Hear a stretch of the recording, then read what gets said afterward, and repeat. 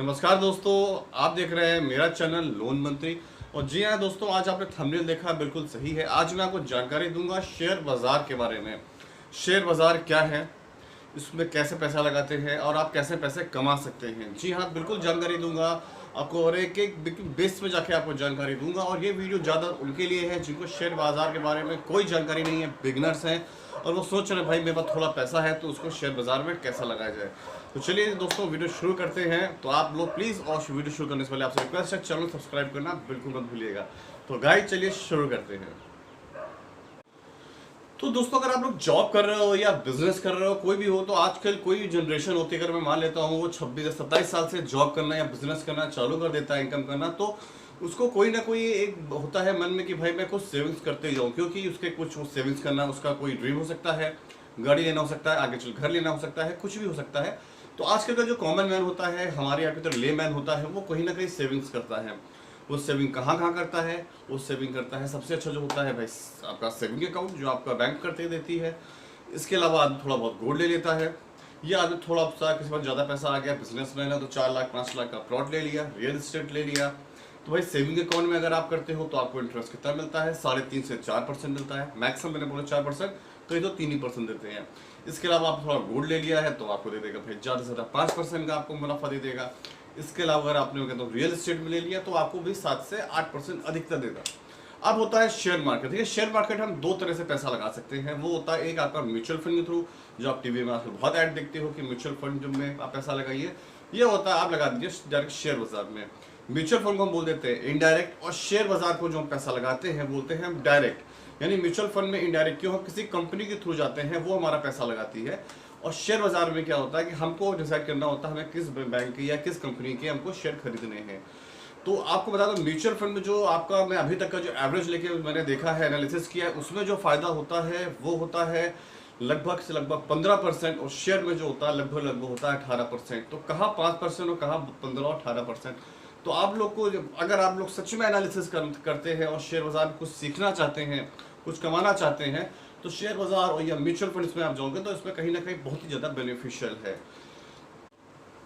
अब दोस्तों, यहाँ पर प्रश्न आता है, ज़्यादातर लोग शेयर बाजार से दूर क्यों रहते हैं और वहाँ फेल क्यों हो जाते हैं? जी, आपने बहुत लोगों को सुना होगा भाई शेयर बाजार से दूर रहना, हाँ लॉस हो जाएगा, आपने जो भी कमाया है सब खत्म हो जाएगा। तो गाइस एक आपको डेटा बताता हूँ। हिंदुस्तान में जो शेयर बाजार में जो पैसा इन्वेस्ट करते हैं वो पॉपुलेशन है केवल 4%। जी हाँ, 4% है। अगर आप अमेरिका, जो देश महाशक्ति है पूरे विश्व की, अगर आप वहाँ जाते हैं तो वहाँ पे 50% लोग, जी हाँ 50% लोग जो होते हैं वो शेयर बाजार में अपना पैसा लगाते हैं और अपनी इनकम बढ़ाते हैं।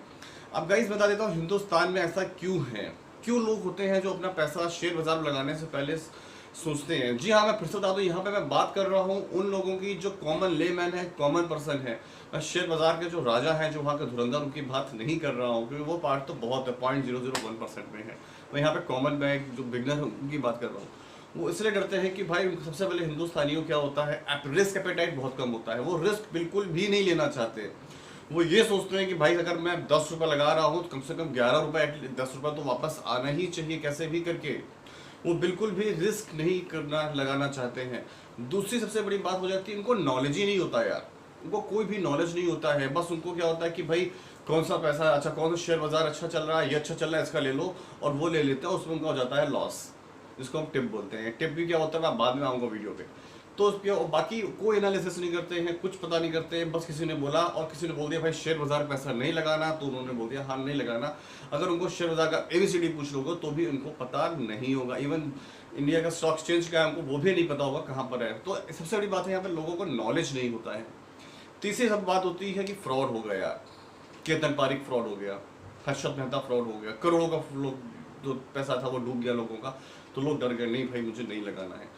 इसी भी बीच में जो कहते नहीं है शेयर मार्केट का जो राजा है, वॉरेन बफेट कहते हैं, उनका एक का नाम है वॉरेन बफेट है, और एक है राकेश झुनझुनवाला, जिनको इंडिया का वॉरेन बफेट कहते हैं। तो भाई ये दो बंदे ऐसे हैं ना, इनको आप जाकर गूगल में सर्च कर लेना। अभी कहानी क्या बताऊं, वॉरेन बफेट के बारे में बता देता हूँ। जब 12-13 साल के आदमी की उम्र होती है और वो चंपक पढ़ता है, चाचा चौधरी पढ़ता है, बिरलू पढ़ता है, तो वो कंपनियों के बैलेंस शीट पढ़ते थे। 12 से 13 साल की उम्र में वो बंदा है।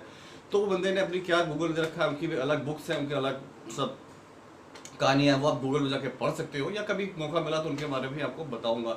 तो गाइज यहाँ पे प्रॉब्लम क्या होती है हिंदुस्तानियों की, वो यार रिस्क नहीं लेना चाहते और नॉलेज गेन नहीं करना चाहते हैं, इसीलिए यहाँ पर इतना उनको शेयर मार्केट में मुनाफा नहीं हो पाता है। अब यह बात आती है कि भाई एक्चुअली में ये है क्या। तो देखिए शेयर मार्केट में दो तो होते हैं, एक होता है एनएसी, एक होता है बीएससी, नेशनल स्टॉक एक्सचेंज और बॉम्बे स्टॉक एक्सचेंज।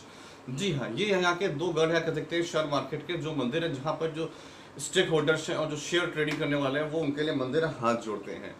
तो गाइज मैं आपको छोटा सा एग्जाम्पल समझाता हूँ, आपको शायद से समझ में आ जाएगा। आप एक गए भाई कहीं सब्जी मार्केट में, वहाँ पे आपको लगे बनाना अच्छे लगे, आपने उसके बनाना के रेट बोले, तो उसने बोला भाई 10 रुपए के 10 बनाना है। आपने नहीं बोला भाई 10 रुपए के मेरे को 13 बनाना चाहिए। तो बोलता है नहीं सर, आगे से मार्केट की जो सप्लाई है वो बहुत ज़्यादा कम है, तो भाई 10 के 10 ही दूंगा। तो आपने बोला नहीं मुझे 13, चलो ना तुम्हारी ना मेरी, चलो 20 कर लेते हो, मुझे 10 रुपए के 11 दे दो। तो यहाँ पे गाइस बिल्कुल ऐसा शेयर मार्केट में होता है, जिसकी सप्लाई बहुत ज़्यादा होती है तो उसके दाम हो जाते हैं कम, और जिसकी सप्लाई बहुत कम होती है, जिनको सप्लाई नहीं हो पा रही उसके हो जाते हैं दाम बढ़ जाते हैं। पूरा डिमांड एंड सप्लाई का है। अभी आगे बढ़ूंगा तो आपको और अच्छे से समझ में आएगा। तो शेयर जो मार्केट है पूरा डिमांड और सप्लाई के अकॉर्डिंग होता है। लेने वाले 4 हैं, मिल रहे हैं 10, तो जो चीज़ प्रोवाइड है जो यानी कोई 10 आइटम है, लेने वाले 4 हैं, तो उनको वो चीज़ दाम कम हो जाएंगे। ऐसे टाइम पे आप वो चीज़ खरीद सकते हो और मौका वेट करो कब वो चीज़, ऐसा मौका है कि वो चीज़ कम हो जाए और लेने वाले ज़्यादा हो जाए, उस टाइम पे आप उसको बेच के पैसा कमा सकते हो। तो गाइस ऐसे ही बहुत काफ़ी कुछ होता है शेयर मार्केट में, जो मैंने बताया आपको एनएससी बीएससी। तो अभी एक दो एग्जाम्पल मैं अब आपको और दूंगा तो आपको अच्छे से समझ में आएगा। दूसरा एग्जाम्पल ऐसा है कि आपको घर पे लगा कि भाई एक नए मॉडल की घड़ी आई है या मोबाइल आया है, चलो हम लेने चले उसको। हालांकि मोबाइल और घड़ियों में यहाँ पर मोल भाव नहीं होता, लेकिन फिर भी आप उसको मान के चलिएगा कि वो एक मोल भाव करने वाली चीज़ है। आपको स्टॉक में मोबाइल लेने हैं, ठीक है, आपको दुकान खोलनी है, आप वहाँ पर गए, आपको भाई उसी तरह आपके साथ 4 बंदे और हैं। अब 4 बंदे, आपको 10-100 मोबाइल चाहिए, उनको 100 चाहिए, उनको 100 चाहिए, लेकिन ऊपर पड़े में बहुत सारा मोबाइल पड़ा हुआ है, यानी हज़ारों की मात्रा में है। तो आप उसको बोलोगे मुझे मोबाइल चाहिए और मुझे पर मैं 100 लूँगा, ये रेट दूंगा मैं, क्योंकि आपको पूरा कैलकुलेट है दिमाग में कि मैं इससे ये मुनाफा कमाऊंगा। वो आपको जो होल सेलर वो आपको मना करेगा, नहीं भाई मैं इतना रेट पे नहीं दूंगा, तो बोलो कोई बात नहीं, मैं दूसरी दुकान में देख लूंगा, और वहाँ से आप चले जाओगे और आपको शायद आप मार्केट सर्च करो तो आपको दूसरे कम जगह वो मिल भी जाए। तो यहाँ पर होता क्या है कि यहाँ पर फिर आपको सप्लायर देखेगा, जो सप्लायर है, नहीं भाई यहाँ पे तो यार ये बंदा चला जाएगा और अभी सप्लाई तो बहुत ज़्यादा है और लेने वाले कम है, चलो तो कम करके दे दे। तो उसने आपने कम दाम में ले लिया और फिर आपने वेट किया मोबाइल का कि भाई जब वो मोबाइल मार्केट में ख़त्म हो जाएंगे, लोग लेने के लिए बाहर निकलेंगे, तब मैं उसको अच्छे प्रॉफिट में बेचूंगा और ज़्यादा पैसा कमाऊंगा। तो यही पूरा गेम होता है एनएससी का और बीएससी का, यानी स्टॉक एक्सचेंज का। अब मैं बताता हूँ कि लोग यहाँ पर, जो मैं पहले बोला था कि इंडिया में लोग क्यों नहीं कर पाते हैं, कमा पाते हैं या फिर इनके इससे दूर क्यों रहते हैं। तो यहाँ पर वो इंडिया में पूरा खेल होता है टिप। वो टिप की बात नहीं कर रहा हूँ जो रेस्टोरेंट में आप वेटर को देते हैं, एक्चुअली वो टिप वही होता है। पर यहाँ पर टिप लोग क्या करते हैं, फॉर एग्जाम्पल कोई लेमैन अशोक है, उसको भाई किसी ने बोल दिया कि भाई एसबीआई कार्ड का आने वाला है शेयर, वो आप ले लो, तो वो वेट करेगा भाई, एडवाइजर को फ़ोन करेगा, ब्रोकर को फ़ोन करेगा, अपने एडवाइजर जो उसके सीनियर्स हैं उनको फ़ोन करेगा। उसने बोला हाँ भाई ये अच्छा है ले लो, तो उसने उठा के उसने शेयर्स ले लिए। अब खुदा ना हंसता उसका नुकसान हो गया, तो वो भाई मेरा नुकसान हो गया, मैंने 10 जगह पता किया, तो उसके बाद पैसा डाला, फिर भी नुकसान हो गया। अब मैं इसमें शेयर मार्केट से आज से हाथ जोड़ लेता हूँ, मेरा एफडी, मेरा गोल्ड लोन, बाकी गोल्ड में इन्वेस्ट करता हूँ, वही काफ़ी है, मैं शेयर को नहीं करूँगा। वो खुद तो गया, साथ में 4 उसके जो परिवार वाले हैं, 4 दोस्त, उनको भी मना करेगा। तो यहाँ पूरा खेल आता है टिप का। मैं बता दो टिप वो फिर बोल रहा हूँ, टिप जो होता है केवल रेस्टोरेंट में चलता है, बाकी नहीं चलता है। आदमी टिप के पीछे भागता है कि मैंने फिर जो बोला था, आदमी यहाँ पर एनालिसिस नहीं करता है, कुछ भी अपना नॉलेज यूज़ नहीं करता है। अब वो नॉलेज क्या है वो मैं आपको बताता हूँ कि आदमी को कैसे एनालिसिस करना चाहिए और कैसे वो खुद से बिना टिप्स लिए शेयर मार्केट में जो बिगनर है वो अपना शेयर खरीद सकता है और बेच सकता है। तो दोस्तों अभी यहाँ पे बात आती है कि बिगनर अपनी जो अगर इसमें शुरू करना चाहता है इन्वेस्ट करना, तो कैसे करे। सबसे पहले आप लोग निफ्टी देख लो। निफ्टी क्या होता है, निफ्टी 50 बड़ी कंपनी जो हिंदुस्तान की उनको रिप्रेजेंट करने वाला ग्रुप होता है, यानी उस 50 कंपनियों का जो भी शेयर ऊपर नीचे होता है उसका एक निचोड़ होता है, निफ्टी 50 जिसको हम बोलते हैं। और निफ्टी 50 क्या होता है, प्राइस PER बोलते हैं, प्राइस अर्निंग रेशियो, जो पीईआर होता है वो भाई आप निफ्टी 50 का भी हो सकता है, किसी इंडिविजुअल कंपनी का भी हो सकता है। इंडिविजुअल कंपनी का हम बाद में देखेंगे, पहले हम बिगनर्स की यहाँ पे बात कर रहे हैं तो निफ्टी 50 के, क्योंकि इस पे जो उतार चढ़ाव होते हैं काफ़ी मॉडरेट होते हैं और आपको अच्छा कमाने का या अच्छा लॉस भी होता है तो बहुत कम लॉस होता है, तो इस पर हम देखते हैं। तो निफ्टी 50 अब क्या है? निफ्टी 50 मैंने बताया 50 हिंदुस्तान की बड़ी कंपनीज हैं, उनका एक ग्रुप होता है जिसको निफ्टी 50 कहते हैं, वो उनको रिप्रेजेंट करता है। और उनका जो पीईआर होता है, प्राइस अर्निंग रेशियो, जी हाँ, आप प्राइस अर्निंग रेशियो को आप जाके रीड करो कि पिछले 20 साल में कितना ऊपर गया है, कितना नीचे हुआ है। प्राइस अर्निंग रेशियो जो लाई करता है, जो घूमता है, वो 10 से 30 के बीच में घूमता है। यहाँ यानी 10 जो है वो लोएस्ट है और जो 30 है वो हाईएस्ट है। यदि आप देखो प्राइस अर्निंग रेशियो जो है निफ्टी 50 का 10 या 10 के आसपास, 12-13 के आसपास है, तो समझ जाओ अभी लो चल रहा है, अभी सही समय है माल सस्ते में उठाने का। जो मैंने एग्जांपल दिया था भाई, अभी जो केला है सस्ता मिल रहा है वो भी उठा लो उसको, या अभी जो मोबाइल है सस्ता मिल रहा है उठा लो, जब महंगा आएगा तब बेचेंगे। यहीं पे वही चीज आती है, अभी माल सस्ता मिल रहा है, पीईआर अभी 10 पे है, अभी सस्ता मिल रहा है, माल उठाने का टाइम आ गया है और उठा के सो जाने का, नींद में मौज लेने का है। फिर वेट करना है जब पीईआर 30 के आसपास जाएगा, यानी 27-28 के आसपास नॉर्मली जाता है, उस टाइम में अगर बेचोगे तो आपको अच्छा मुनाफा होगा। पर लोग गलती क्या करते हैं, वो पीईआर नहीं देखते हैं, टिप, जी हाँ टिप, जो मैंने बोला, जो टिप ले ली एडवाइजर से, ब्रोकर से, रियल एस्टेट से, अपने दोस्तों से ले ली, भाई तू शेयर में बहुत काम करता है मुझे बता, तो उसने टिप ले ले। पीआर एनालिसिस नहीं किया, उसको ट्रैक उसका नहीं पढ़ा, उसका ट्रैक उसको रिकॉर्ड नहीं किया और जाके ले लिया। तो आप पीआर पढ़िए, 10 से 30 के बीच में होता है। यदि वो आपका 15 से नीचे है तो बहुत सही समय होता है उसमें इन्वेस्ट करने का, और आप जितना इन्वेस्ट कर सकते हो अपनी क्षमता अनुसार उतना इन्वेस्ट करो, आपको जरूर कुछ ना कुछ जल्दी उसमें फायदा होगा। और सबसे अच्छी बात निफ्टी की क्या है, इसमें कोई 5 साल 10 साल वेट करने का टाइम नहीं होता है, 2 साल या साल भर में खेल होता है मेरे भाई। 10, जी हाँ, इस साल भर के अंदर खेल होता है। आदमी बहुत छोटे से बहुत ज़्यादा हो जाता है और बहुत ज़्यादा से बहुत नीचे भी जाता है जो टिप के पीछे पड़ता है। तो उम्मीद करता हूँ आपके पास समझ में आई होगी। और एक चीज़ बता देता हूँ, जो भी बिगिनर्स हैं उनको भी भाई किसी भी एडवाइजर या ब्रोकर की फंसने की जरूरत नहीं है कि स्टार्टिंग में आपसे ले लेंगे पैसा या फिर अकाउंट खोलने का पैसा ले लेंगे, किसी पैसा ले लेंगे, सिर्फ आपको टिप देंगे। अगर आप बिगनर है और आपको ऊपर जाना पड़ता है तो अभी टाइम है आपका अध्ययन का। अभी साथ धीरे धीरे आप निफ्टी 50 पढ़ेंगे, फिर बीएससी में जाएंगे, एनएससी में जाएंगे, इंडिविजुअल कंपनीज का पीआर पढ़ेंगे तो आपका नॉलेज बढ़ेगा और आप एक अच्छा अर्न कर सकते। अभी जो पीआर की बात कर रहा था, यानी प्राइस अर्निंग रेशियो की बात कर रहा था, कुछ मैंने डेटा लिया है यहाँ पर। इसमें मैं डेटा में आपको थोड़ा पढ़ के समझाता हूँ, आपको अच्छा समझ में आएगा। यदि मान लीजिए पी है वो 10 पे चल रहा है, पीई है, पीआर है वो 10 पे चल रहा है निफ्टी 50 का, और आपने क्या किया उसमें, आपने इन्वेस्टमेंट किया 10 रुपए का, तो आपको फायदा कितना मिलेगा? आपको मान लो 1 रुपए का फायदा होगा, यानी 10% का आपको यहाँ पे फायदा हो गया। वही पीआर आपने मान लो जब 30 पे था या 28 पे था तब आपने लिया, तब भी आपने इन्वेस्टमेंट कितना किया था? तब आपने इन्वेस्टमेंट करा था 30 रुपए का और आपको फायदा हुआ 1 रुपए का, यानी यहाँ पे फायदा आपका हुआ 3.33% का। उससे अच्छा भाई एफडी करा दो आपको, या फिर सेविंग अकाउंट करा दो, 4 से 5% तो 7% तो एफडी वाले दे रहे हैं। तो निफ्टी 50 में या शेयर मार्केट में तभी इन्वेस्ट करने का है जब मार्केट नीचे हो, यानी जब एनईएफटी यानी जो निफ्टी 50 है वो का जो पॉइंट है 10 के आसपास, यानी 10 से 15 के बीच में हो। इसके अलावा यहाँ पे मैं आपको और समझाता हूँ।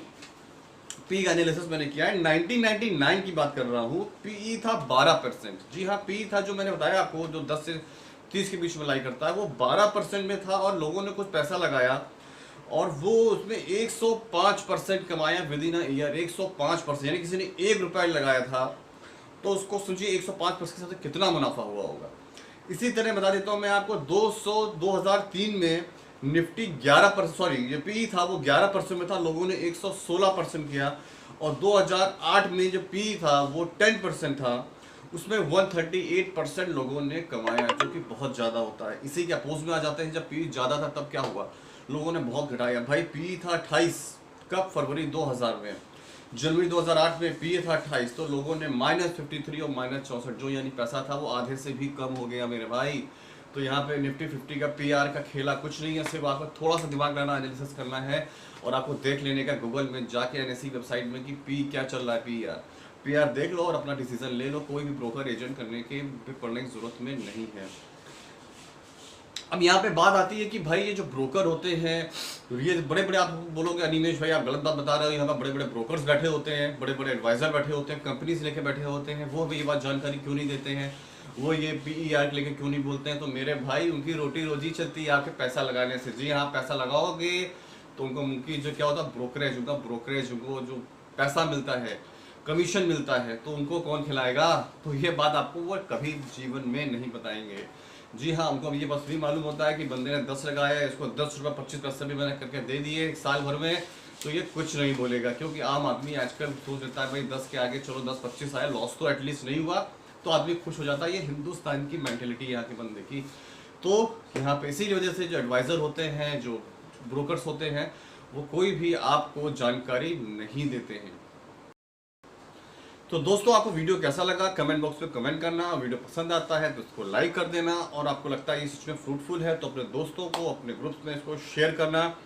और एक चीज़ करना बिल्कुल मत भूलना, चैनल को सब्सक्राइब करना यार। जो लाल बटन दिख रहा है उसको दबा दो, बेल आइकन को ऑन कर दो, करने में कुछ नहीं जाता है सब्सक्राइब करने में यार। और जी हाँ, ऐसी अब जानकारी वाली वीडियो और आता रहूँगा। अभी मैं शेयर बाजार में नहीं, आज जो बिगिनर्स है उसके लिए बताया है कौन कौन से शेयर मार्केट में आने वाले हैं, कौन कौन से शेयर आपको खरीदने चाहिए, कैसे खरीदने चाहिए, मैं खुद बताऊंगा। मैं कोई टिप नहीं दूंगा यहाँ पे जैसे बाकी लोग देते हैं। मैं कोशिश करूंगा आप लोग खुद अपना दिमाग लगाएं, उसको एनालिसिस करें और अपने अकॉर्डिंग शेयर खरीदें, तो मैं आपको उसके तरीके बताऊंगा। तो गाइस, चलिए वीडियो खत्म करता हूँ, नेक्स्ट वीडियो में फिर से मिलूंगा। तब तक के लिए नमस्कार, जय हिंद।